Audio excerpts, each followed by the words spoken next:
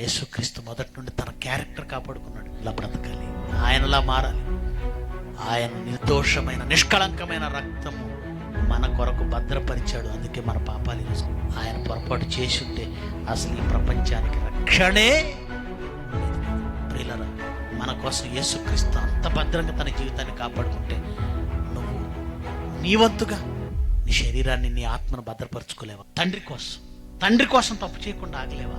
సంఘాన్ని కాపాడుకోవడం కోసం నేను తప్పు చేస్తే సంఘం ఏమైపోద్దు, నేను తప్పు మాట్లాడితే సంఘం ఏమైపోద్దు, నేను పొరపాటు చేస్తే నా సంఘం నేను చేసే పని ఏమైపోతుందో, తండ్రి పని ఏమైపోతుందో అని భయపడుతూ ప్రతి క్షణం భయం కలిగి బ్రతికే వాళ్ళు ఎంతమంది ఉన్నారు. కొంతమంది తప్పు చేయటం, దాన్ని సమర్థించుకుని బోధ చేసుకుంటాం.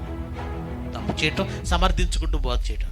నో, నిన్ను కాపాడడానికి యేసుక్రీస్తు ఏ తప్పు జరగకుండా అంత శ్రద్ధగా కాపాడుకుంటే నువ్వు సంఘాన్ని కాపాడడానికి, నువ్వు ఇతరులను కాపాడడానికి నీ ప్రవర్తన జాగ్రత్తగా చూసుకోవాలి.